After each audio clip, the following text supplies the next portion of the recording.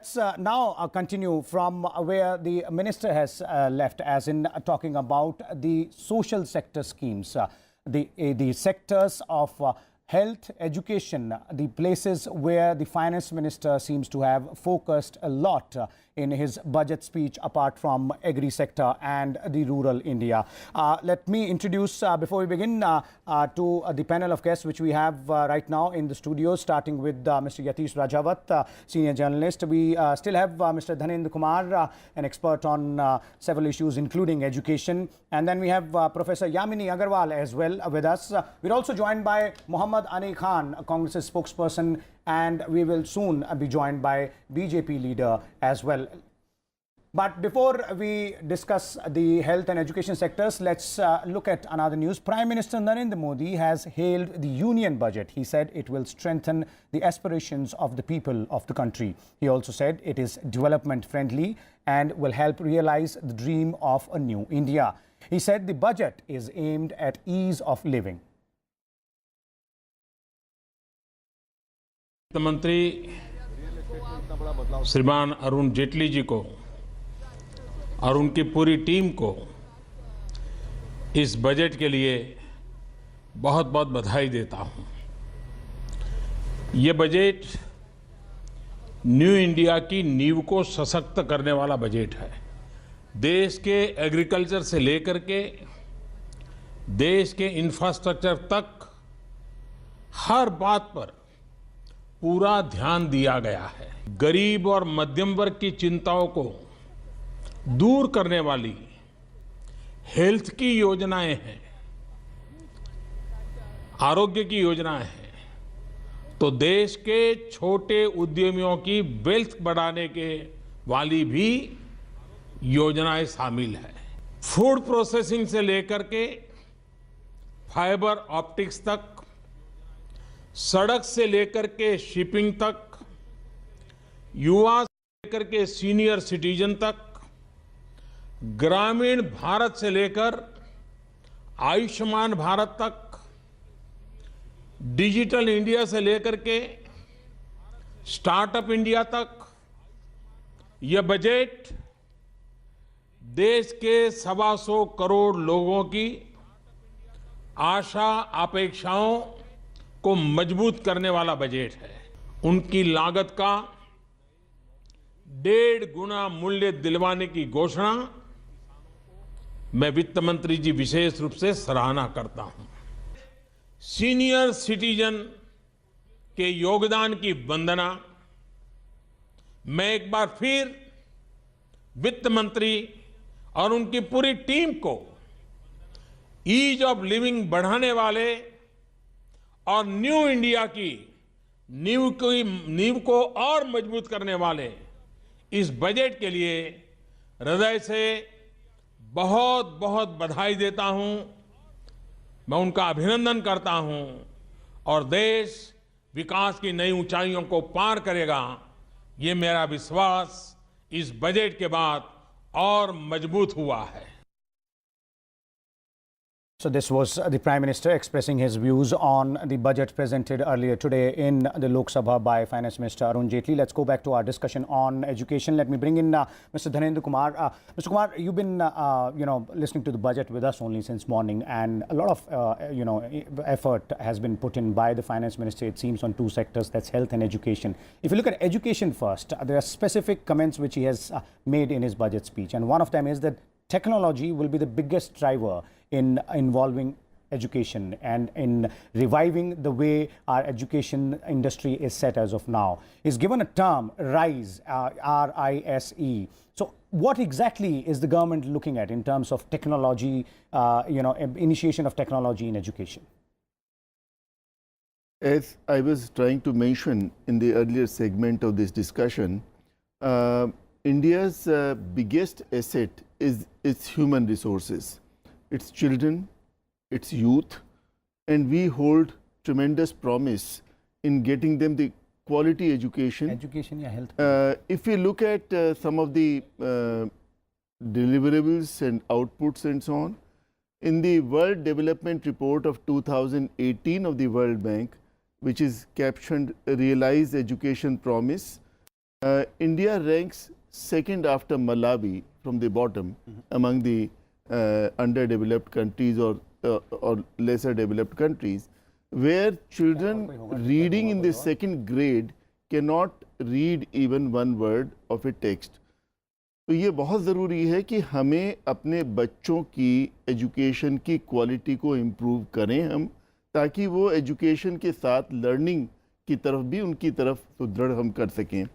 इसके लिए जो राइज आपने जैसे कहा, it is revitalising infrastructure and systems in education sector.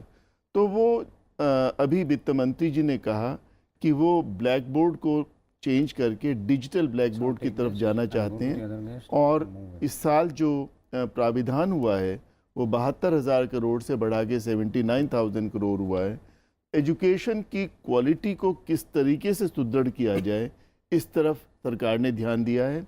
Eklavya school के अंतर्गत ट्राइबल एरियाज़ में जिन ज़िलों के अंतर्गत शेड्यूल्ड ट्राइब्स, शेड्यूल्ड कास्ट, उनकी पॉपुलेशन 50% से ज़्यादा है और 30,000 से ज़्यादा फैमिलीज़ उसमें हैं, तो उनको उनके सबके अंदर नवोदय के पैटर्न के ऊपर स्कूल स्थापित किए जाएंगे.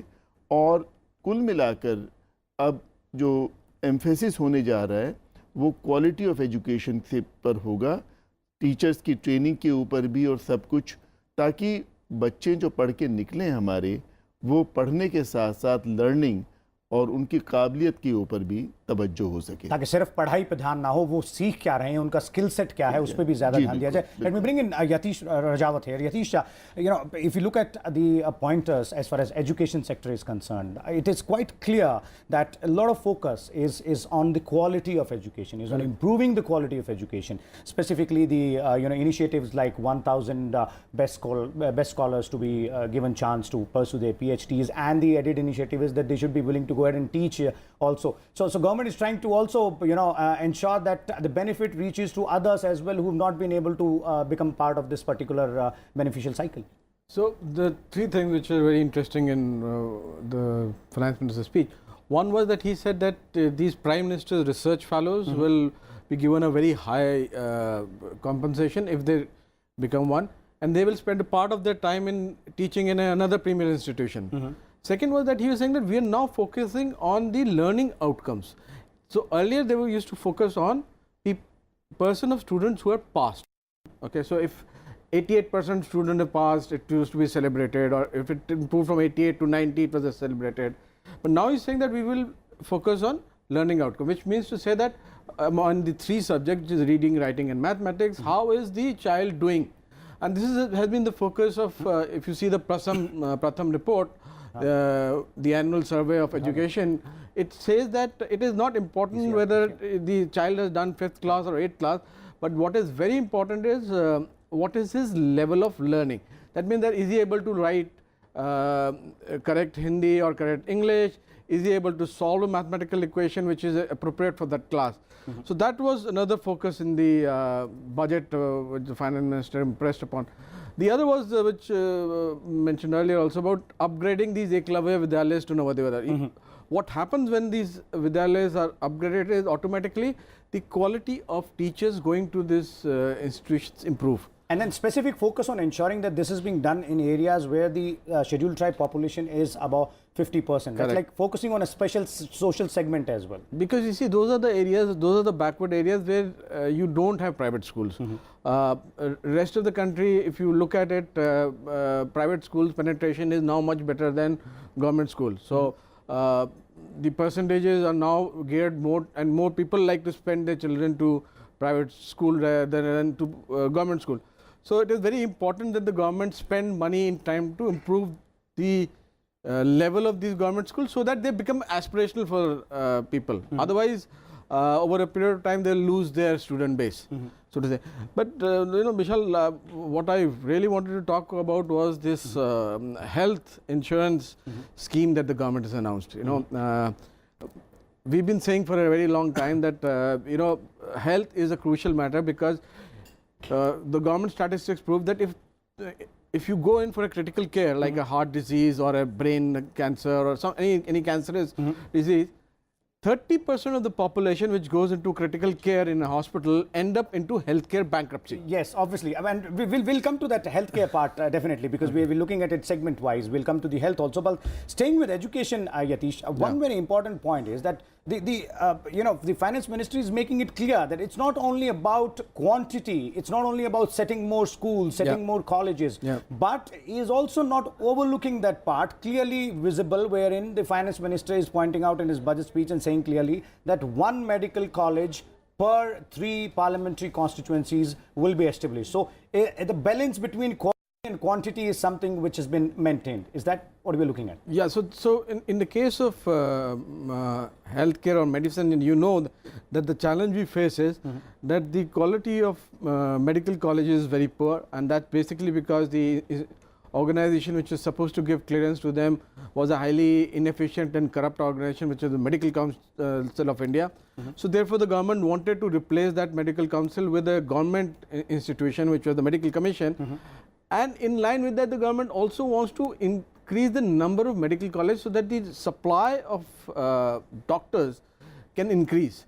So that is the effort. So the two things they've done. One is that they said that the district hospitals will be upgraded, and the medical colleges in every 3 parliament district area would be set up. So that's when the government says that we are going to set up new medical college, it will automatically improve the standard of other medical college in that area. And will also lead to, additional infrastructure also coming in. Let me bring in Yamini here on this. Yamini, education sector, if you're looking at, and the way Yatish is pointing out that, it's not only about quality, and it is also not only about quantity. What the finance minister seems to have done, as far as this government's vision for the next year and the budget expenditure which has been slated out there, is that set up good new medical colleges, set up good new professional institutions, but also look at quality and make use of technology in that.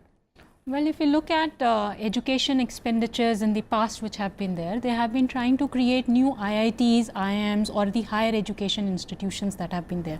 If you look at this time's budget as against, let's say, last year's or the other previous year's budget, is that they've tried to focus on primary education, especially for the underprivileged. So when you are actually talking about Eklavya schools which are to be created, they are supposed to be created for the underprivileged or the people who have really not received the benefit of education till date. Okay, and that is why we are actually creating these Eklavya schools or Eklavya models that are there. Also, there has been a focus on research and development, because we understand when we actually talk about, let's say, coming up of internet itself, internet in US actually started from universities, or let's say from the military itself. So when you talk about newer innovations or newer developments coming through, there are fertile grounds which are found in the young minds, and the young minds, the brightest minds, are found with the BTechs. So they have been given an opportunity to actually bring about a research bent to themselves, with actually bringing about an integrated program whereby they can actually study at the PhD level, as well as educate people with what they have learned and what they have contribute to the society. So it's not only learning, but you are also contributing to the society.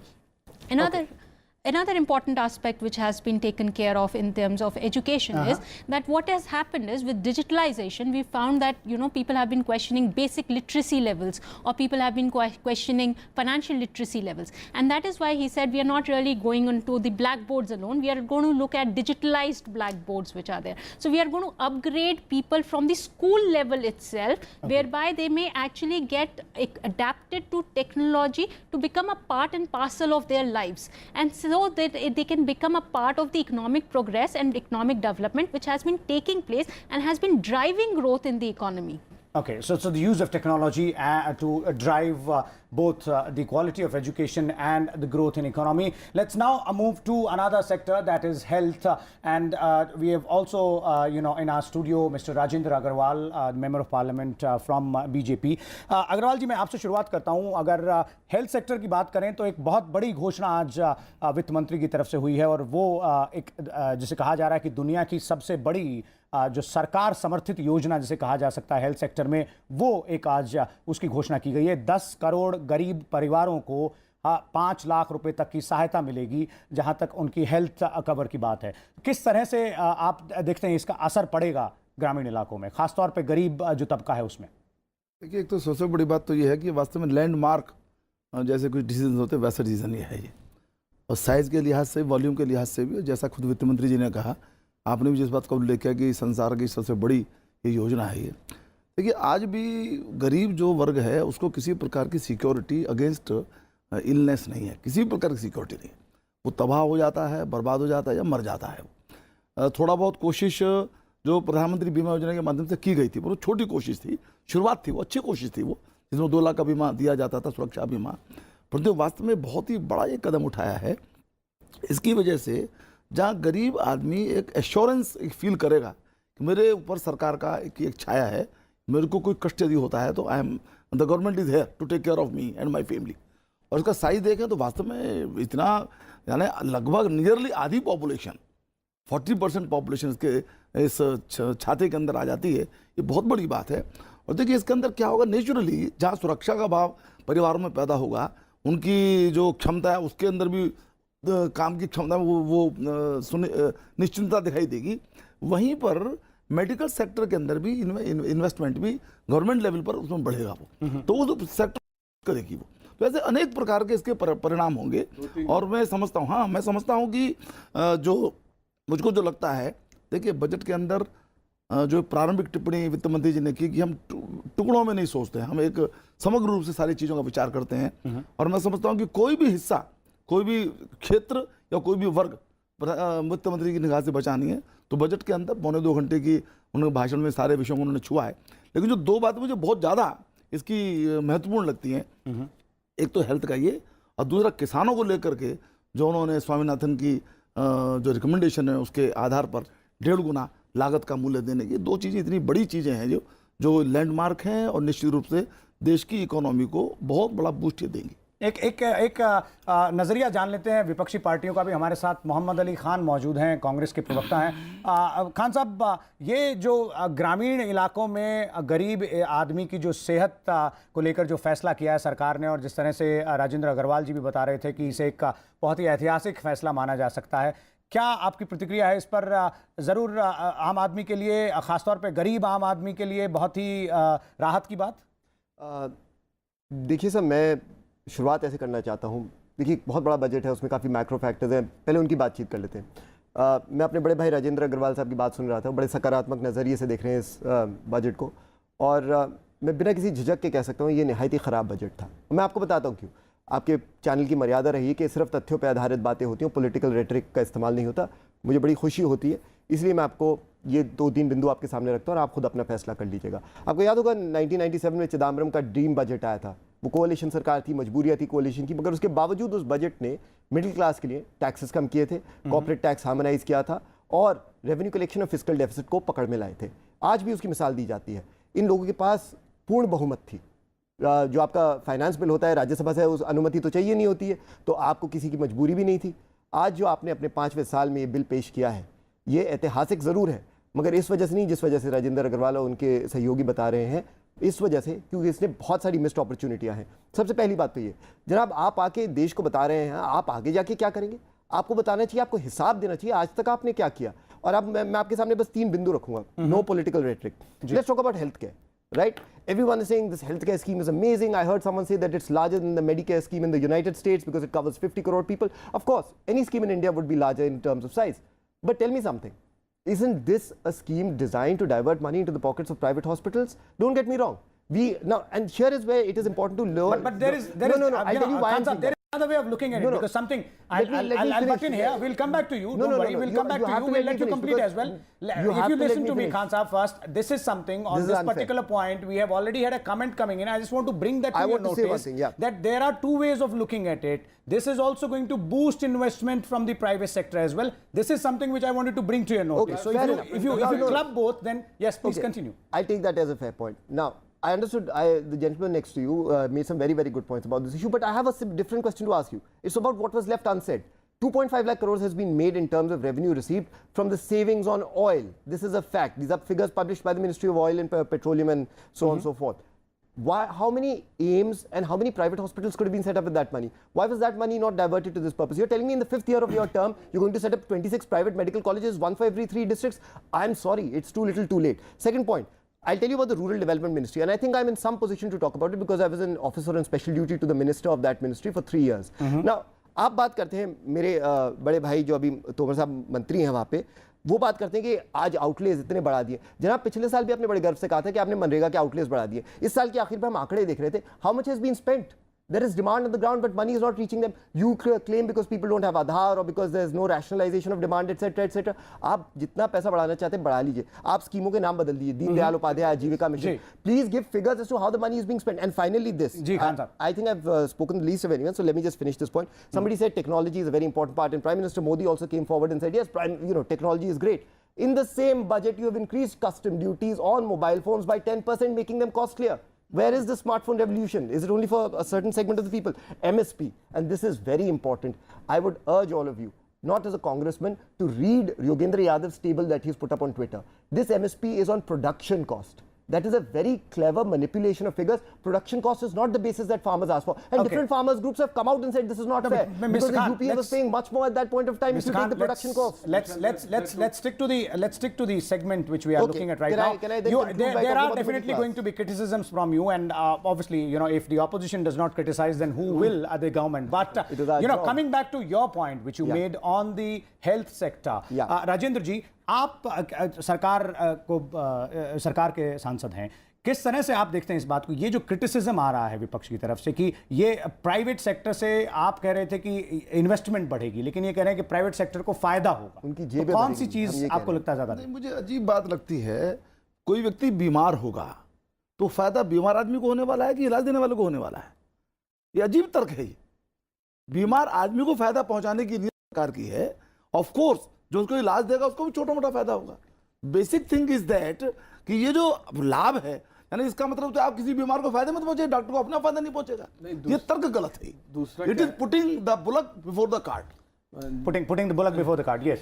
See, when the government turns the largest buyer of healthcare services, and a single largest buyer is buying healthcare for 40% of the population, what do you think that single largest buyer will do? It will go back and negotiate the rates of healthcare services. ये primary argument है एक government की health care insurance scheme होने की। ये हिंदुस्तान की भी argument नहीं है, ये दुनिया भर की आर्गुमेंट है। हेल्थ केयर कॉस्ट को अगर आपको कम करना है तो अभी आज की तारीख में क्या है, कोई भी प्राइवेट हॉस्पिटल कोई भी दाम मांगता है, उसको कंट्रोल करने का तरीका क्या है? या तो आप कानून ले आइए कि प्राइस को रेगुलेट करिए। दूसरा तरीका यह है कि गवर्नमेंट सबसे लार्जेस्ट बायर हो जाए हेल्थ केयर सर्विस का, फिर वो जाके नेगोशिएट करे कि इस ट्रीटमेंट का इससे ज़्यादा कॉस्ट आप नहीं कर सकते। तो ये तो आर्गुमेंट गलत है खान साहब की कि ये इसका प्राइवेट सेक्टर को हेल्प करेगा। एक्चुअली प्राइवेट सेक्टर के प्राइसेस कंट्रोल होंगे अगर ये स्कीम प्रॉपर्ली इंप्लीमेंट होगी। दूसरी चीज़ जो खान साहब कह रहे थे मनरेगा की, मैं फैक्चुअली करेक्ट करना चाहूंगा उनको कि 48,000 करोड़ और 55,000 करोड़ इस बार I'll have to cut you here because we have the Union Minister Piyush Goyal addressing a press conference here. Let's listen into what the senior minister of Narendra Modi government has to say on this budget.